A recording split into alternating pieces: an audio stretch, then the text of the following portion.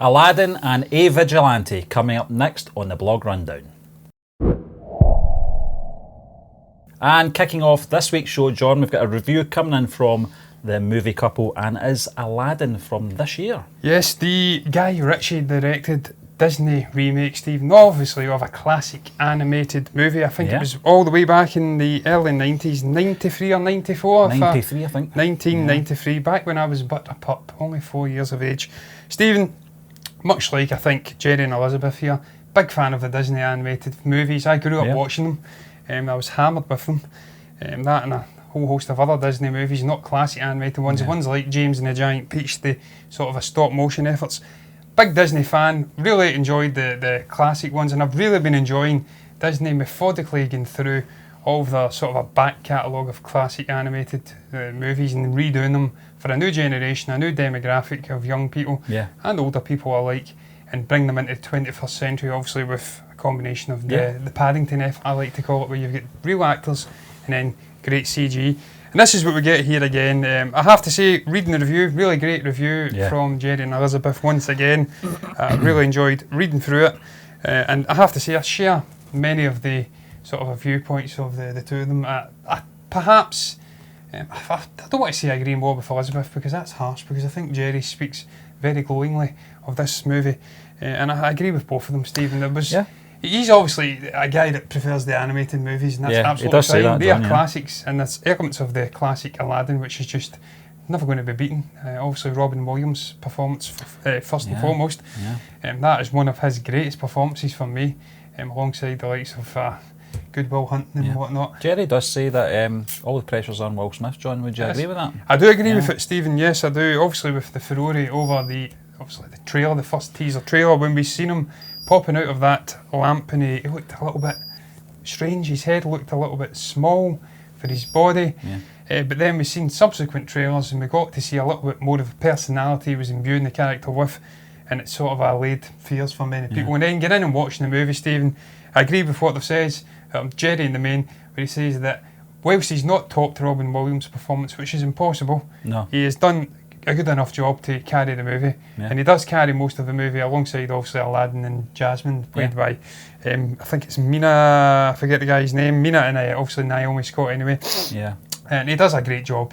He puts his own personality on it, his own stamp on it, and they did, Stephen. And obviously the combination of that, him putting his own stamp, and then just reworking of the classic musical numbers involving the genie, the likes of You've Never Had a Friend Like Me and things like that. They really enjoyed the music. I really enjoyed the music. Jerry didn't enjoy, I don't think, Beauty and the Beast, the remake. I was one I actually did. I went to see that, and I really did enjoy that. I like the fact, and I don't know if it was Elizabeth or Jerry that touched upon it in the review, but just that they do little things, they change things up, and they add a little bit more meaning onto certain characters' stories. In this case, the genie. They add a little bit more meaning to his story. He's not just a granter of wishes. He meets up with a romantic sort of a relationship in it.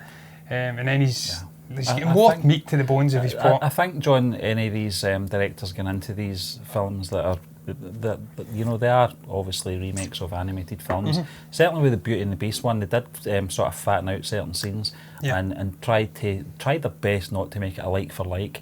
But that's going to be the danger in recreating these films with live action. You are going to get people that fondly remember those animated classics from mostly from the early 90s right through, and this isn't any different. I can't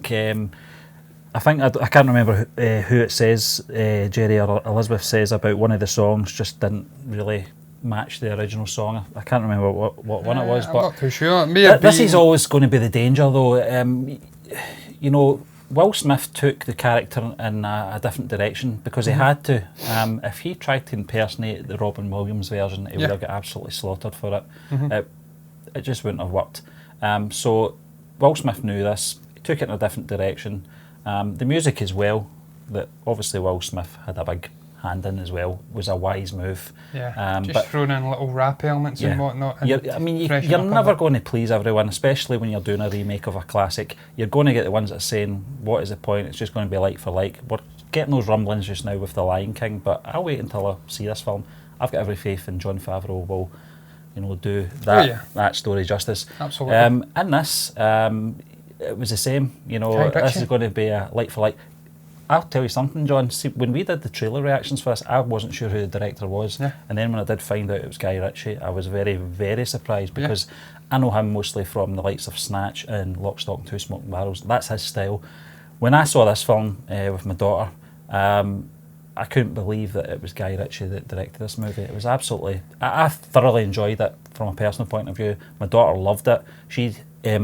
She's not seen the animated one, and it's been such a long time since I seen the animated one. Good solid 20 years for me. The mid-90s for me. I never went to see it on its theatrical release. Yeah. I think I saw it possibly on Sky Movies, whatever they were called back in the day, maybe about 95, 96. I had the Sega Mega Drive game, loved the game. Oh yeah. Very addictive, and the animation in that game was very similar to the animated film. Yeah. So I've got fond memories of that movie and that my experiences at the time. I was maybe about 17 or 18 when it came out. Loved it. And when I got into this, I actually went in with not much judgment on the film. I kind of ignored what people were saying about remakes and stuff like that, and just went in with fresh eyes and thoroughly enjoyed it. I thought Will Smith was obviously a star performer in this because I think there was a lot more pressure on him. Going back to the review though, I love the way the movie couple do the reviews, and it's something I like the fact that after they come out the cinema and they're in the car home, they talk about it. Yeah. It's possibly something we should have done before we went in and did our podcast on The Last Jedi, because we were all over the place. I think we said we loved the film, and I think a few days later I was considering taking that video down, John. Yeah, I reviewed it, Yeah. and it says I didn't understand what people were saying about Daisy Ridley and whatnot. Wooden So, acting. I think this method think that you should they've got delete here that, is Stephen. certainly Delete that off the certainly bomb now. something that we could learn. I think it's a good time to discuss these things, the things you like, the things you don't like. Don't get into a podcast that we did right after a film. It's not a good idea. No, it's not a good idea. Stephen, what I will say as well, that I really did enjoy the singing from Naomi Scott. I know she is a proper singer. Yep. I think she actually does singing as a side thing to acting.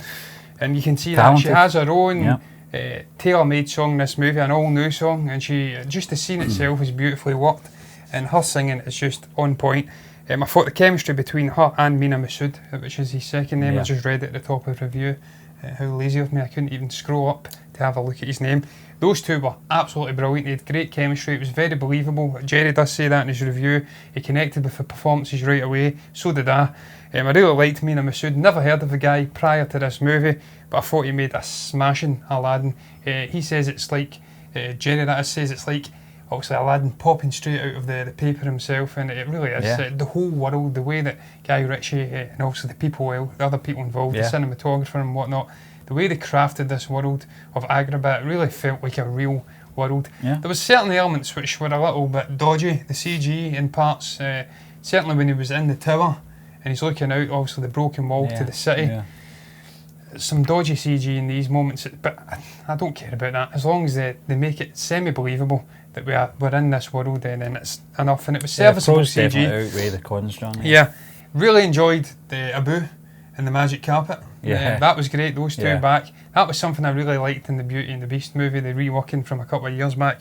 The way they made Lumiere and obviously Hiccup, I think it was, or was it Hiccup, the one with the little Chip and Hiccup, was it? Chip was the cup. Yeah, was it Hiccup, the other one? Emma Thompson? Can't recall, it doesn't matter. But also the way they brought all of these, was it Flamel or something like that? I can't, you see, I'm getting down to a rabbit hole. It doesn't matter about the names, but the way they bring these non-living characters to life and transport them from obviously the classic animated and imbue them with much personality. We see that in this again with, as I did say, Abu and the flying carpet, the magic carpet. Really great addition. The flying carpet's almost like a dog. Abu's a lovable little git, but he's a cheeky little git as well, and he's useful at certain moments, certainly surrounding the lamp at the end and whatnot. Can't speak about the movie though, Stephen, and not touch upon Jafar. Obviously the villainous Jafar. I can't say that name or what his title is. I think it's Vizier. I'm not sure if that's right. But that's the only slight disagreement I would have with the review. I think they preferred the Jafar in this movie. I liked the fact he was younger. I don't disagree with that. I thought he was just a little bit weak. Just the way he spoke, it didn't seem to hit for me. And that's not doing down the chap that played him, because I thought he was really, really good, the guy that played him. He was a worthy villain, but there's just something off. It didn't connect with me the same way as the original animated movie, albeit it's been 20 odd years since I've seen it, Stephen, so it may be nostalgia clouding my judgment here, but he was a good villain in the main. I liked the actor. He's actually from Holland, which surprised me, because he really did look the part as a sort of Arabian chap, so that was great. And then the musical numbers, as I did say, Stephen, they injected many things into this movie which were slightly different. We got that in Beauty and the Beast as well, the explanation of how obviously Belle got the beast on the horse and whatnot. We do this again, there's some little additions which, as I did say previously, add to the plot, and they do say that in the review as well, but they just add certain little nuances which makes the experience a little bit better for the viewer and also a new audience. And overall, I really enjoyed the movie. I've not got much more to say. I'm kind of repeating myself here and saying I really enjoyed it. One thing I will add, the first 10-15 minutes seemed to be a little bit quicker than the rest of the movie. It flew by. Things were going 100 miles per hour. He's going round the city stealing. He's having this day with Jasmine, and then bang, it slows down, and then you start to get drawn in. It becomes a proper experience after that. But all in all, Stephen, I thought it was another gold standard remake by Disney, and a fantastic review. I agree with nearly all of it. I think Guy Ritchie did a good job, John. I'll just leave this one with just talking about Guy Ritchie and his more traditional style of filmmaking. I think it's a lot easier, and I don't mean this in a sort of negative way, that when they're doing these live action ones, they don't have to do much storyboarding if they've already got an existing film, animated film out there. So you stick to that template, then you can't really go that wrong as long as you don't go too far off it. But we'll move on to the next review, John. It's A Vigilante. Yes. And this comes in from D.M. Anderson. This film was from last year, 2018, and it was directed by Sarah Dagger Nixon, and it was also written by her, and it stars Olivia Wilde, Morgan Spector and Kyle Catless. Now, this is a vigilante film, John. I've not seen it. I know that you have. I have, yes. So I'm going to be relying on you heavily for this one. Thank you. But I will say, listen, once again, Dave comes up trumps with his reviews. Really builds a picture in there. Gives you his views as well on certain scenes, and also some narrative missteps in there as well. But thoroughly enjoyed it. I like my vigilante movies. I'm not sure if I want to really get out my road to see this one, just based on the review. And obviously we've been talking prior to coming on air as well, John. So I'll let you in with your experiences, and I might have a few little questions in there for you as well. Yes, certainly, Stephen. Look, as you did say, fantastic review from DM once again. He's right in what he says, that it's a different kind of vigilante movie. It certainly wasn't what I was expecting. I try to avoid sort of spoilers and whatnot, so I'd seen the title on the blog.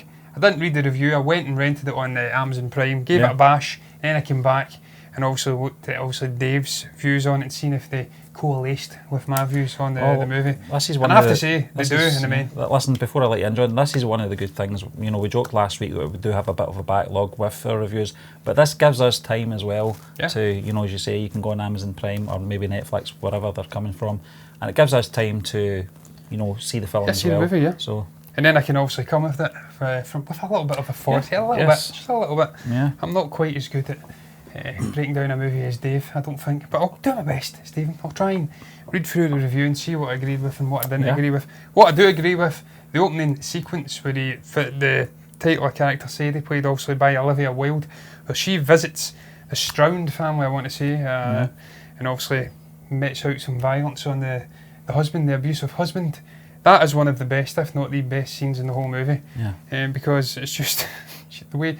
One thing I don't like, I'll get off my chest right away with this movie, is the fact that it seems to shy away from showing violence in the main. We see a couple of moments, which, as Dave does say, it has enough moments in there to get some crowd sort of arousing scenes, but in the main it seems to shy away from the violence, which I didn't like. Certainly in that first scene though, she beats the shit out of this guy and he's bloodied and whatnot, so that was a great start. So he's right there. It definitely was the best scene for me, one of the best scenes in the whole movie. The other thing I liked, Stephen, was just the way it went right down into the title character, the antagonist, or not the antagonist, the protagonist, Sadie. It was a different kind of vigilante movie, as I did say. Dave does say that as well. Focuses really in on the sort of a domestic abuse themes and just the effects that it has on the different people and whatnot, and no more so than Sadie. She's been in an abusive relationship with her husband. He's killed her young son, and then this has set her on a path of obviously sort of a despair and whatnot. She goes off, she ends up seeking therapy in this group therapy session, and most of the movie seems to be built around, well, not most of it, but there's a large part of the movie, certainly in the first hour, is built around her discussing the effects of this with these other people in the group, and then it's interspersed with it going forward in time to her current self where she's meting out justice, helping other people out who have suffered from domestic abuse. And that's just the basic sort of a setup in the way it's. I'm going to ask you something, John, just before you carry on. In regards to the violence and the director shying away from it, it does say in Dave's review, some of these abusers, you obviously get what they deserve. Yeah. And Dave does say, but the viewer only sees the aftermath of her retribution. Is it the same for the justification? Do we actually get to see? This is going to sound a bit spit in my grave kind of thing, but do we get to see, why she became who she is? Is it graphic? Is it just shying away like they do with the the actual abusers scenes as well? We don't get to see it, Stephen. She actually has an emotional sort of a outpouring during one of these sessions, maybe the same session, and she explains why she is where she is, and she tells the story of what happened to her young son, and obviously what set the wheels in motion to where she is at that moment in time. So we don't get to see it. It's a movie which, strangely, it's a vigilante movie. She's gone out and meting out justice to people who are involved in domestic abuse and obviously violent relationships, but we never get to see much violence, and that's my one issue with the movie. That and the fact that it's a very, if you're not in the right state of mind watching this, then it would bring you down, because it is a very dark and slow burn movie in places, and it's deliberate. Yeah, I was going to say, John, I might be wrong and picking this up wrong from the review and from what you said, but it looks like the director is going for more the psychological definitely. Aftermath of this terrible situation, rather than going for the like we said, the peppermint sort of way of having that justification. You see at the start what happened, and what set her down that path. The death sentence was the same, the one with Kevin Bacon. You got that first 15-minute scene to justify his actions. Death Wish one. Yeah, exactly. You see his wife and his daughter. But it does look like the director is going down a different route here, so it's something different, I suppose. Yeah, Steve, what I will say, I also agree with Dave that it slowly drip feeds what happened to her out, and you start to realise why she is the way she is, why she's doing what she's doing, the justification, and you connect more and more with the character. I really liked the way that the director, Sarah Dagger Nixon, did develop this character played by Olivia Wilde. I thought Olivia Wilde was fantastic in the movie, incidentally. By far the best thing. She had to be, it was really focused on her. And I mean, it reminded me of that Joaquin Phoenix movie, Stephen, we discussed. I don't know who reviewed it, it may have been Justin Hayward a couple of months back. It was a similar sort of a theme, but he's on his own. He's sort of dealing with emotional demons and whatnot, and he's going down this path, this lonesome path, sort of helping out people. I think in that case, in that movie, it was young children who were being abused and trafficked, and he was going and trying to help them out. It's similar to that. It's quite a dark, and it's a difficult film to watch at times because it's looking at the inner turmoil of this character, the dark recesses, where she's been, where she's going. And my one other issue I have, and Dave also agrees in the movie, and he does say incidentally that it's anchored by a great performance by Wilde. It really is. This is the best thing in the movie, Wilde's performance. There's some really close-ups of her crying. She's really breaking down in a really dark place, and she does a fantastic job of portraying all of those emotions. But the one issue I'd have is at the end, I can understand the justifications for it, but the end scene where the husband comes back onto the scene, incidentally, the husband guy the guy who plays him, Morgan Spector, double of Oscar Isaac, I did say watching it, but he is actually a very good actor, Stephen. He's been in the likes of The Drop with Tom Hardy and whatnot. He's a very good actor.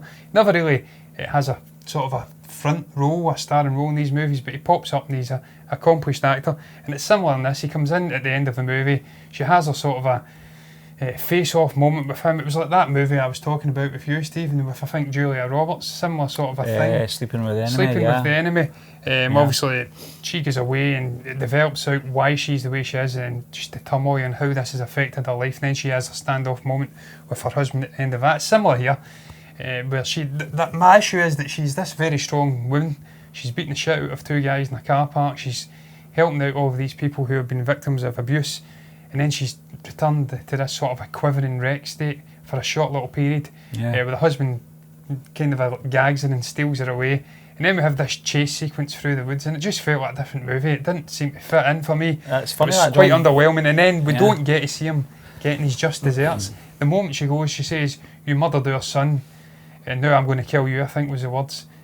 Just as she's about to kill him, it cuts to a scene in a wide shot of a woods, and then it goes back and he's on the ground already dead. And I'm like, that is just terrible. This is the guy who's the perpetrator for all of this darkness we've been experiencing in the movie, and we don't get to see him getting his just desserts. So that was another thing I didn't like. It seemed to be the character changed just for that purpose, but that reminded me of that Halle Berry film, Kidnap. I did a review for that. I think Darren, one of our former writers, did it as well, where for most of the film's duration, she was a very focused character, and when the confrontation scene at the very end, she seemed to shift her focus, and she became a little bit weaker. I think that was just to serve the purpose of building up this finale.